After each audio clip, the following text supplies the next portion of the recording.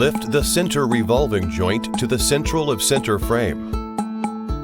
Align the screw holes and secure them with screws. A total of 4 screws need to be tightened. Spread the butter on the center frame. Hook the front and rear lifting points of the excavator. Slowly lift the upper half of excavator. Move to the top of the center frame. Aim at the hole and lower slowly. Apply sealant to the screw and screw it into the hole.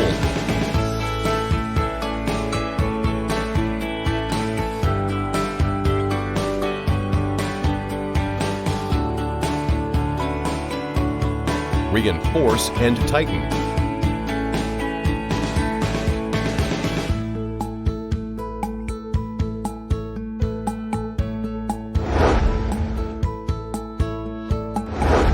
Hang the hook with the lifting point A of the pontoon and lock it well.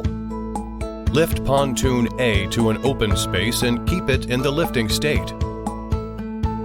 Place a piece of 8 to 15 centimeter base plate under pontoon A. Place pontoon A on the backing plate and tilt it for subsequent installation. Hang the hook with the lifting point of the pipe and lock it well. Lift the pipe and insert it into the hole of pontoon A. Adjust direction and align the pontoon with the pin of pipe. Insert the pin to secure it.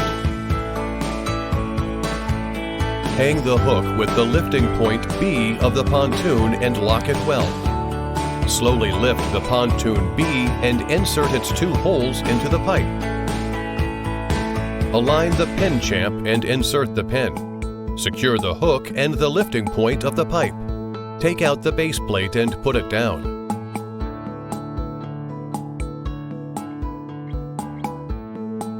Make sure that the pontoon is kept level as a whole. Lift the upper half of the excavator and slowly move it over the pipe. Align the month of the center frame with the pipe and slowly drop it. Adjust the position of the upper half to make it in the middle of the pipe and in a stable state.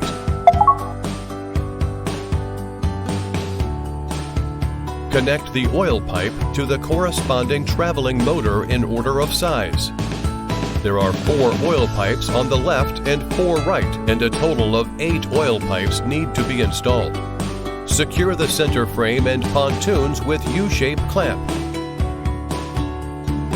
Reinforce the screws.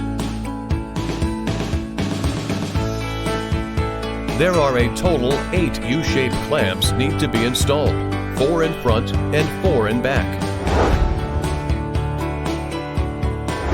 Check the 4 pins and make sure they are fully inserted. Check the 8 U-shaped clamps and make sure they are firmly installed. Check the 8 oil tubes and confirm that they are installed correctly.